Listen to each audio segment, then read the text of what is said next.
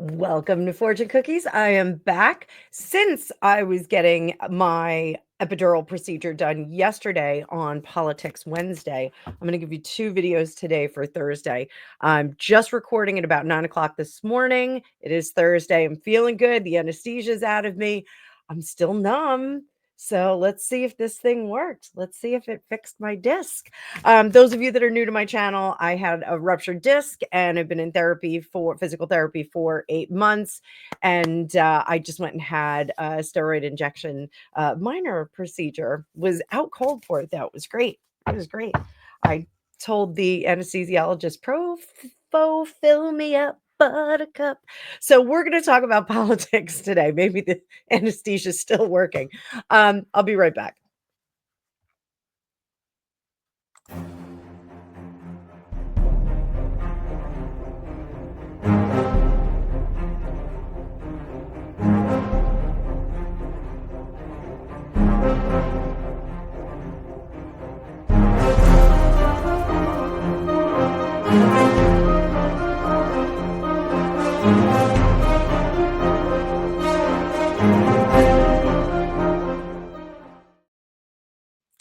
Thank you for waiting for me, Tarot Maniacs. You guys are the best. I got all these well wishes from you. Thank you so much. I actually feel really, really good. So I'm very hopeful that this procedure is going to work at least for the next 3 to 6 months. So apparently you have to go back every 3 to 6 months. I don't mind. It wasn't a bad procedure. I was a little bit worried about it. I was out cold. And we've had a lot of laughs. And my pain management doctor is hilarious. The anesthesiologist was really fun. We had a great time. And I don't remember putting my clothes back on, but you guys will see if you go look at my live videos. I did a 1-minute live coming out of there still on anesthesia. I did that for you guys. My kids always want to see themselves coming out of anesthesia, and they're always pretty normal. So I had some fun. Gregopedia was laughing. So let's get to it. So I wanted to I'm going to give you two videos today. So today is going to be our world politics. And interestingly enough, I know there's a lot going on in England. I did the 3 for Tuesday. So 3 for Tuesday, triple play Tuesday. So today you're going to get two videos. You're going to get the politics in the United States. It should have come out yesterday, Wednesday. That'll be this video. And then I will do a royals and scandals after this. We're going to have to talk about Harry and the visa application that was redacted to an inch of its life. So stay tuned for that. It'll come out a little bit later today. And it's going to be American perspective, just for my British fans. So it's going to be a very American perspective on that. And I'm going to get crack-a-lackin' on all my content through the weekend. I'm also going to do a pop-up sale for you guys. Last weekend, I had so many people that took advantage of the sale that my schedule filled up. So I have a feeling some of you might want to take advantage of that again. I think I'm going to run something very similar. So stay tuned. You'll see that come up. So let's talk a little bit about this situation with the Democratic Party here in the United States.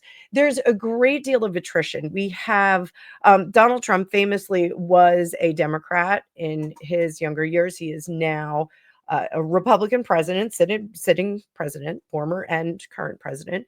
Also, Tulsi Gabbard, Elon Musk, and there are a few other people that are, starting to tip into what is a more moderate, modern Republican. It's not the really, really hard right conservative Republican, Donald Trump excluded. I do think he's a bit further right than I personally really like. But Tulsi Gabbard, I think, is very moderate. Elon Musk, I think, has a very world perspective and just wants to see things move very quickly. I just saw a really interesting article about someone who said he created 3 industries, Elon Musk. So we may have to do a reading on that. I'm careful with my Elon Musk readings because I do like him. But so the Democratic Party is also aging out. Nancy Pelosi, Chuck Schumer, we're seeing these individuals that are really aging out. Hillary Rodham Clinton just doesn't have the same kind of power that she had prior to the 2016 epic loss that she had to Donald Trump in the presidential election. And they're kind of at a loss. They kicked out RFK Jr. With the branding. Like that was a foolish move. That was just the name ID was tremendous with him. So it seems that they need a hero. And the two that most people are seeing name ID, name recognition, John Fetterman and AOC. AOC was quite the big splash when she came on the scene politically, from bartender to politics. So that was kind of an interesting thing. She, really burst out of the gate very, very young, 28 years old. And John Fetterman has created this whole identity of himself as the people's dude, with the sweatshirts and wearing shorts and wearing sneakers all the time. And I get it. Like, I'm Gen X too, and I skateboarded. And if I could run around, and so I have way too many pairs of sweatpants, you really want to be conducting yourself a little bit differently, I think, in the public eye. But let me give you a little bit of background on both of them. So John Fetterman is a U.S. Senator from Pennsylvania, known for straightforward demeanor and advocacy for blue-collar workers. Prior to his Senate tenure, he served as the lieutenant governor of Pennsylvania and the mayor of Braddock, which was a town that he sought to revitalize. He also lives in a very interesting house. It's a converted car dealership, which is pretty cool. Fetterman garnered attention for his willingness to engage with diverse public political perspectives, and sometimes aligns with policies across the aisle, reflecting a pragmatic approach to government. Now, a lot of that did happen after he had a debilitating stroke. And there was some question about whether or not he was functioning to standard that he could govern.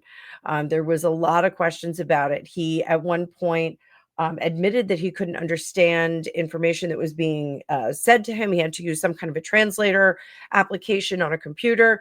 Very, very sketch. But he seemed to kind of come along. Now, there was a hot minute where the conspiracy theorists said that he wasn't the same person. He looked different. He did look different.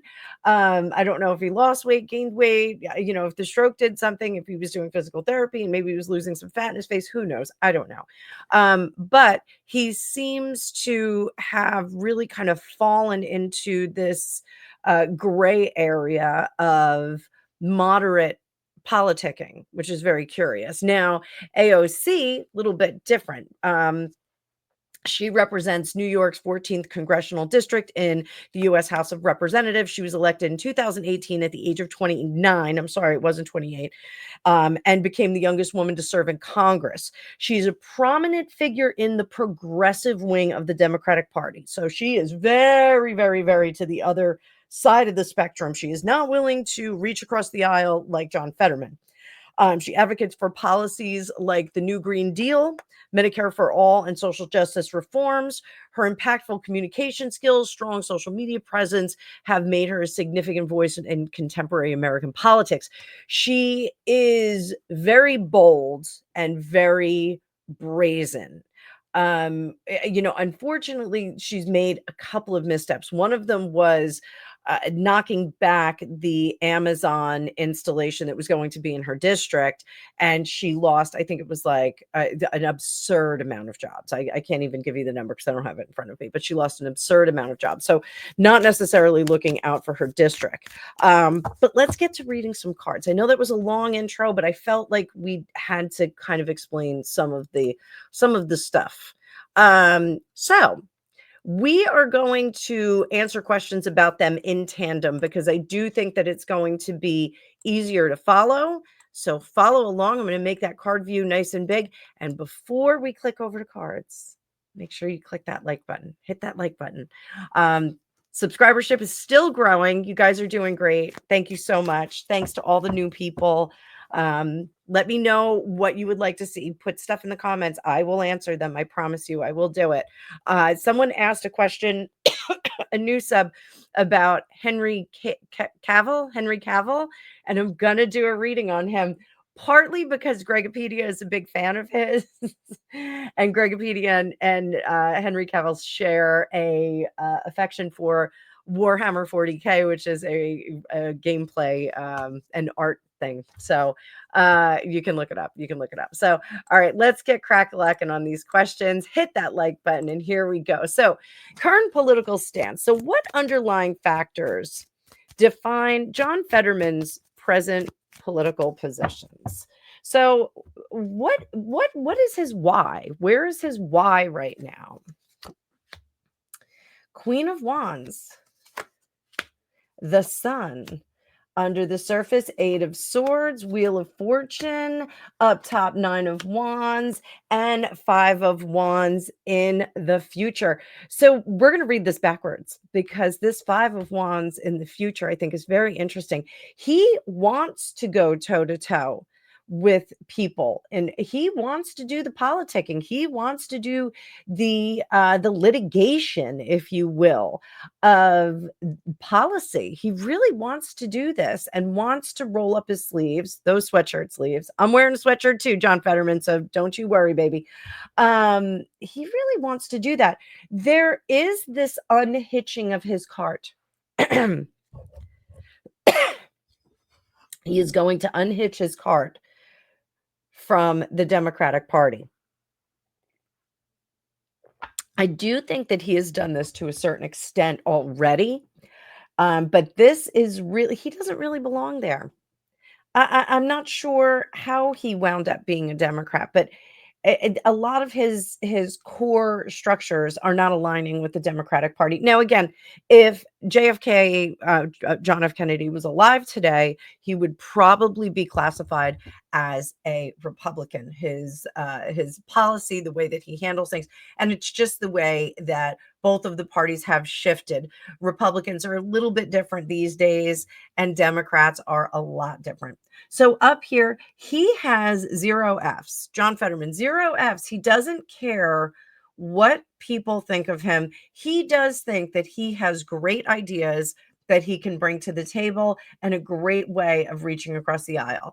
So intuitively, I do think the problem is that some of the older folks that are there don't like this young whippersnapper coming on in and changing things up. There are some people in his party that are going to say it's the end of the party. You have to play to the party line, to the consensus of the party line right now. Six of Swords, we're drowning. We need to be saved. Seven of Wands, you need to play a little bit more on our team. Now, the Seven of Wands is kind of bouncing across those two aisles, but if this is the messaging from the Democratic Party, they want him on their side a little bit more. They want him balancing between the edge of Democrats and and all my screens just went out. What is going on? I'm going to keep going because this happened the other day. The edge of Democrats and the edge of the progressives, which Alexandria Ocasio-Cortez is representing. So here he is going to emerge as a leader in this party. He's going to. We're going to see this.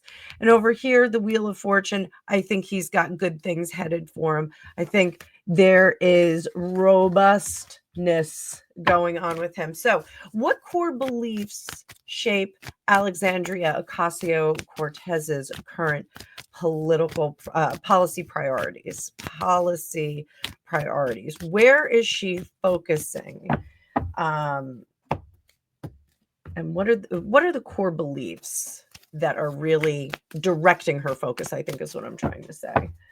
And we're still using the Housewives Tarot just for a little bit of difference. I'll link this in the description. I haven't featured. I think it did feature it this week on some of my teaspoon of tarot. So what are the core beliefs that are shaping Alexandria Cortez?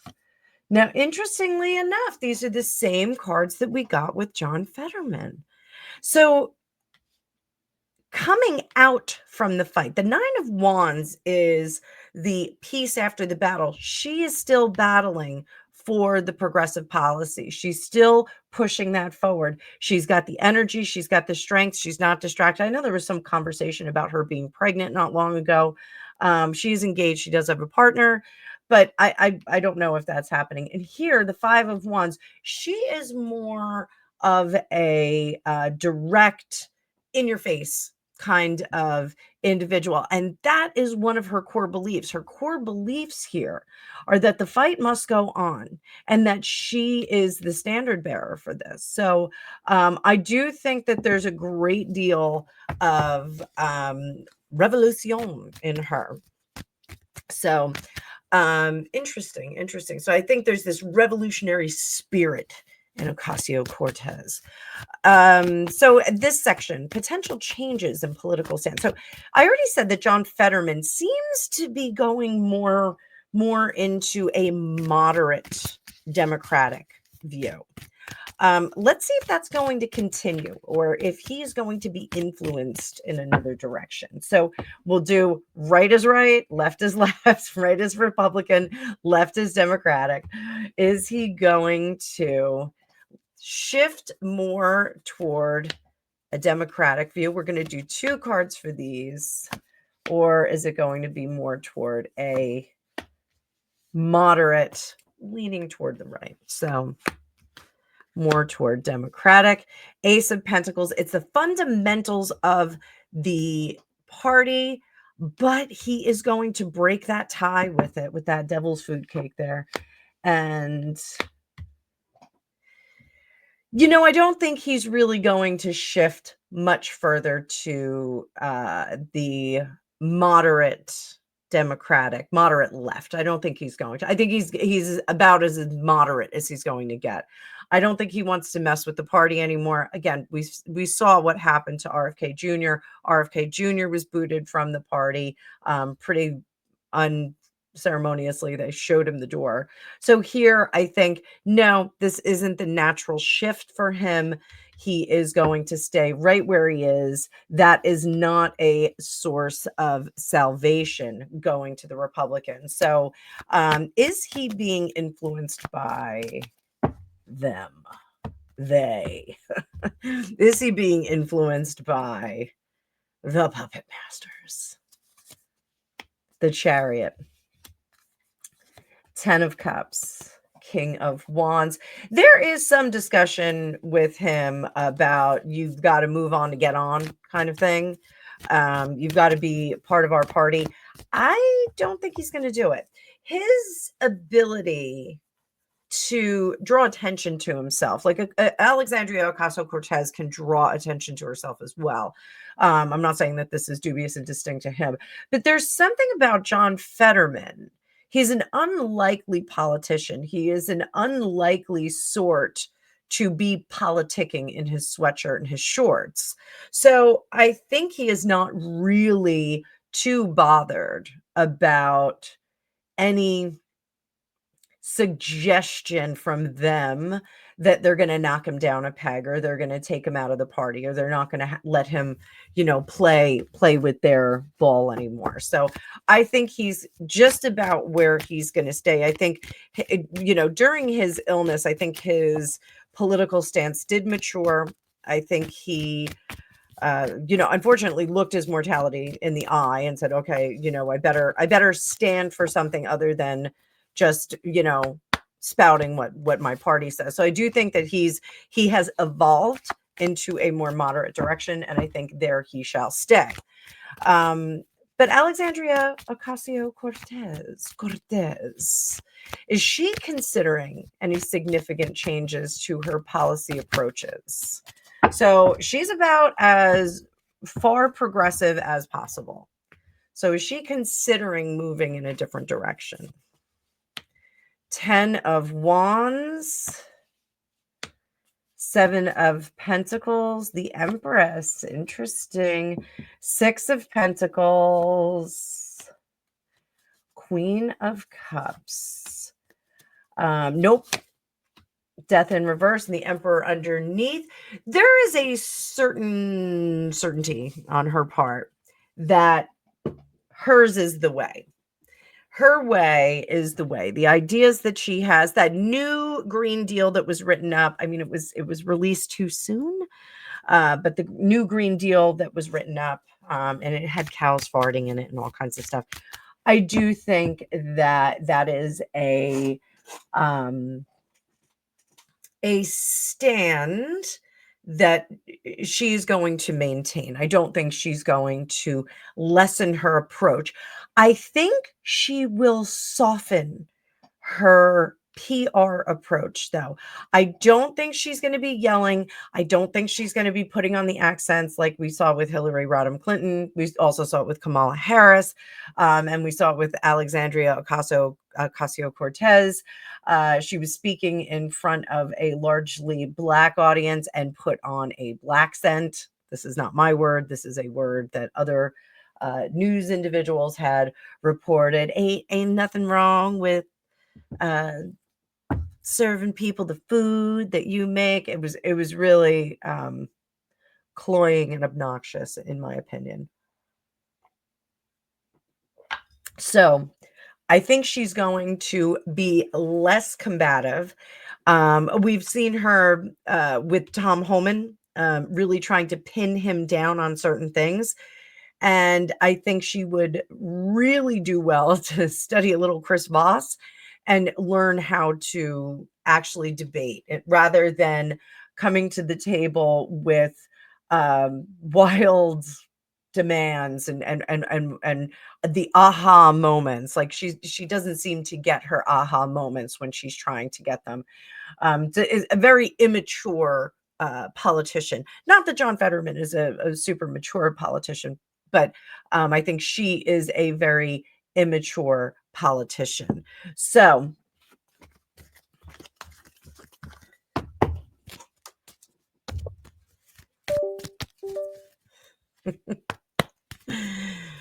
here we go, guys.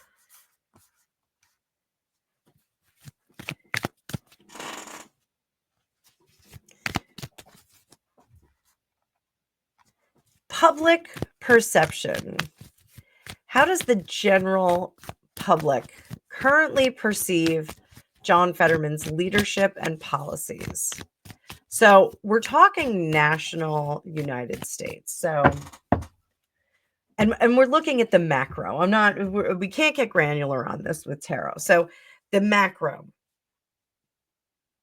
What are his strengths? What are his weaknesses? And again, this is the macro.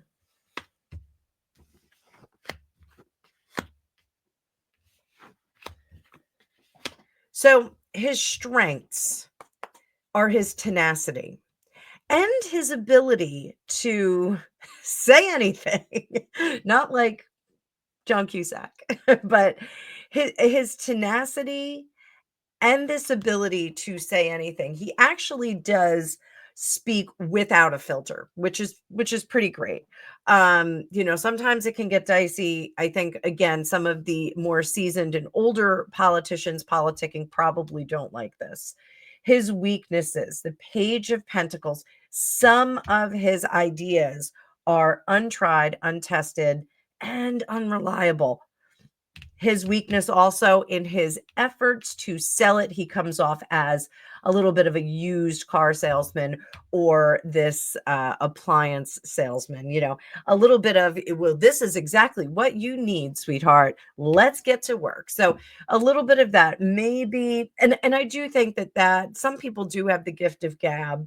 I am one of them. My son is one of them. Being the voice of the people, and even in that lowbrow kind of presentation, I think that when you put these two things together, perhaps we get something very interesting. A little bit of modification on this and a little bit of modification on this. I think we get a guy who can speak up, can manage up, and can manage down, and can convince people what he wants to do. So pretty cool. So what is the public's overall sentiment toward AOC's role in politics? What is the general idea. Now, progressives are taking a beating right now. They are not really seen as realistic at the moment. So, what are the positives, negatives overall? Positive. She's there and she is present. She is enthusiastic. She's got longevity. She's going to be around for a while, and she is teaming up with people. She has a lot of supporters in terms of gathering her tribe. She is working with people. So weaknesses over here. The Three of Cups, she's a little wily. And what does that mean? She is a little too emotional, overly emotional with this Three of Cups. You've got to come to the table with some meat and potatoes. You can't just show up with cupcakes for a dinner party. Here, she will belabor a point when it is not going to go through, and she'll circle back. Not to quote Jen Psaki, she will circle back on that and bring that back in, trying to make fetch happen. So these are the things. So, the partnering, the longevity of her career, she's in robust health. She does partner, but she does have the squad. They all hang out. So I do think that is some good things. So let's talk about their strategies for leadership emerging. So what can John Fetterman do to enhance his prospects of becoming a leading figure in the Democratic Party over the next 3 to 5 years? So, or not 3 to 5 years, 3.5 years. Sorry, guys. So here we go. What actions can he take?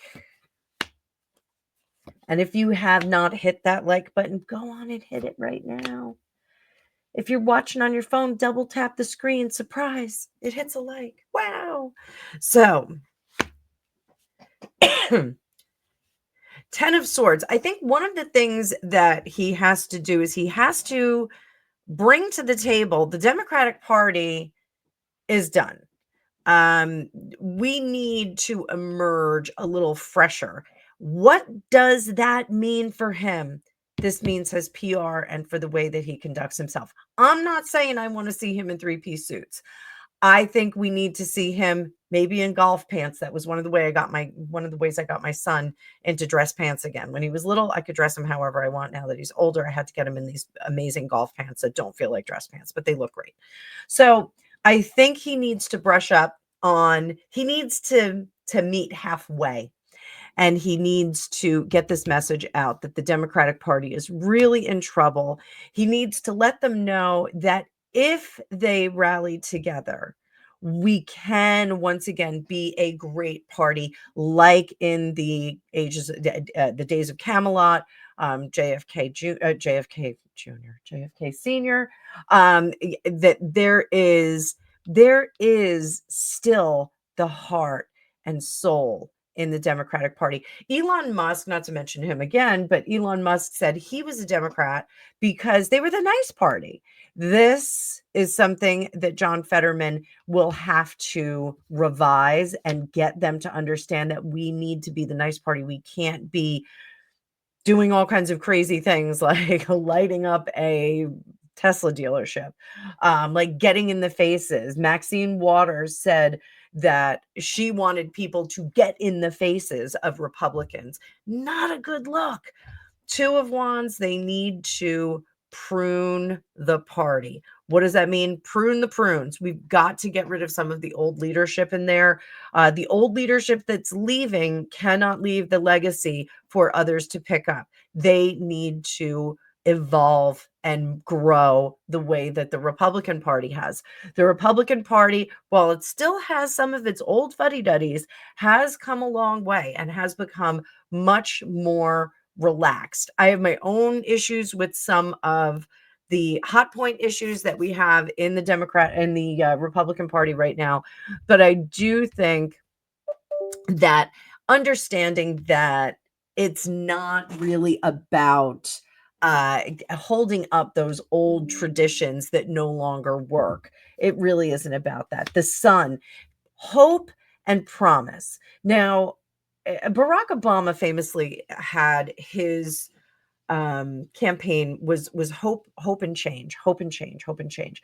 This has to be real hope. It can't be we are gonna, it's gonna be hopeful, it's gonna be nice again. It can't be general. It has to be substantive. It has to have some kind of a policy behind it. It can't be we have to just be nice again.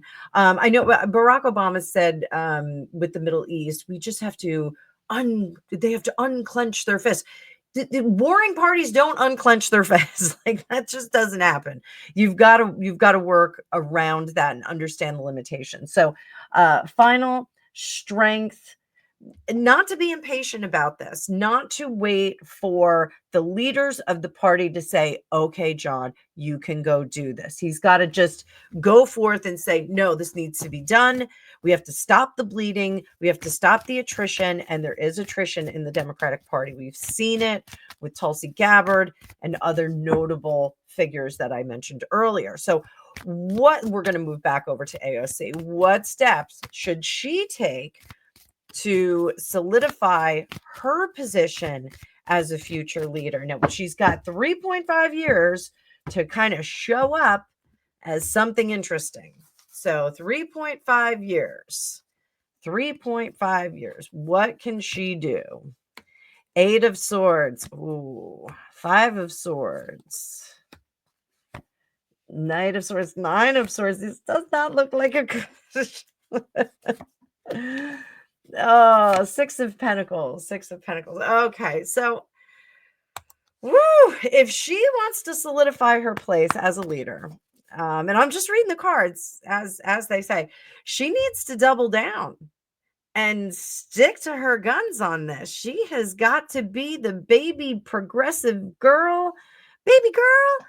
I know that's so misogynistic of me, but she does have to double down on her belief system and on the belief that progressive works will work. And the interesting thing is here, we're sticking with that. We are gathering our masses. We are going into chaos. So in order for her to emerge as a leader, she really does have to keep going with this radical, progressive, revolutionary kind of spirit. She's going to say the things that people don't want to hear. She's going to instill some anxiety in people, and she's going to be overly emotional. Now, I said before she should be less emotional, but this is saying if she wants to take her seat in the party, that she really does need to be as progressive as possible. She's got to say, I'm not backing down from this. Everyone else is backing down. I'm going to stick with what I believe. Down here, this 3 of Pentacles, not working with other parties, not compromising, not taking that direction from anyone, not doing that, sticking with what she knows. Her circle is small. She's going to stick with that. Over here, 6 of Pentacles. This is giving things out. This is being generous. Halloween, we're passing things out. We are giving out the goodies, and she is likely to continue to do that. So that is very interesting. That would improve her standing in with her constituents. Let's put it that way. So I think we got our last question here. This is our yellow brick road path to leadership. So we're going to do that right now.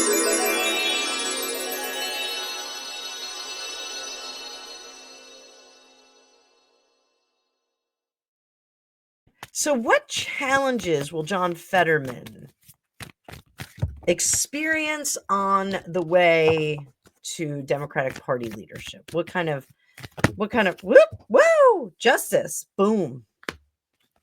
That jumped out. We're taking it. Justice, we got to watch out for that. What part of justice challenges the high priestess? This is going to be continued lawfare. And that is a challenge. That is something that he's going to speak out about against. He is not going to like the warfare. So lawfare. So if any of that comes out, he's absolutely going to have some challenges with it. How does he work around that? Two of Wands. This is where he can divert from the party. And he can say, I am going to be on the outside of this. And I think that other people will agree with me on this. So we get, I will not condone this. I put my foot down. The 10 of Swords is putting your foot down. It is saying, no, I'm not doing this. I'm inflexible on it. I'm not going to go in that direction. Over here, we have pop-ups galore. Hang on. I want to turn off my pop-ups. Sorry, my computer is just going bananas. So he says, I don't care if I'm on the outside of the core membership. I will stand on my own and people will come to me. This is wrong. So I do think he'll speak out about the lawfare if it continues. That's again, if. And I think that will make him stand apart. And those more moderate Democrats are going to come along and go, hey, we dig John Fetterman. He seems like a pretty reasonable guy. So what obstacles could impede AOC's path to leadership? And what can she do to overcome them? So let's see that. What's going to get in AOC's way? What is going to get in her way? She is not the chosen one. That's the thing. The crusty old leadership that's, hanging out behind closed doors, she is not the one. They are not picking her.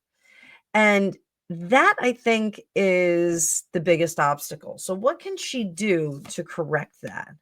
7 of Cups, King of Swords, 5 of Pentacles. Look at this. Look at that. We got something very similar. If she wants to be the front runner, if she wants to be anointed as the front runner in the Democratic Party, she really has got to stop. She's got to narrow down her platform. The platform is like she did talk about the environment.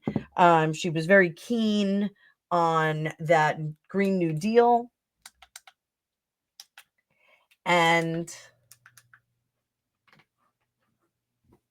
she is very keen on social programs. She's got to decide which one. She's got to make one her best platform.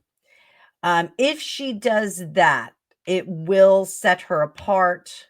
We may see her be able to get this. She's got to go back to school a little bit. I hate to say that. Clarifying her message, clarifying what she is trying to do for the party and for the people, is really what needs to be done. And that's how she kind of gets the stamp of approval from not just the squad, not from her squad, but from the Democratic power center. She needs to literally pin down what her message is, what her main platform is. If it's health insurance for all, Medicare for all, whatever it is, she's got to pick one and she's really got to exploit that. All the other issues, she can kind of dial down the volume on. And I think they may let her come to the front. But I think the powers that be are not very keen on her coming to the front. This is really how the public is perceiving her. So I hope you guys enjoyed that. Let me know what you guys think about the front runner for the Democratic Party. I'm feeling very much that there isn't one. right now, that they don't have a plan. They don't have someone to plug into that position just yet. They've got a little bit of time. But I think by the beginning of 2026, they really should have somebody that is emerging and starting to show up, because we don't want to have a person dropped into a role. It is similar to the way that Kamala Harris was dropped into the presidential campaign. It was 100 days. She had 100 days to get her act together when she wasn't ready for it. We need to have a clear leader in the Democratic Party that's going to lead the voice of everyone. Is Ocasio-Cortez a little bit too radical for it? Perhaps. Maybe she's a little too radical for leading the whole party. Is John Fetterman a better candidate to lead the Democratic Party? I don't know. I am just as curious as you guys are. So let me know what you think down below. I hope you're having a great day. I'm going to get crack-a-lacking on the Harry Visa video. I'll see you guys in the future.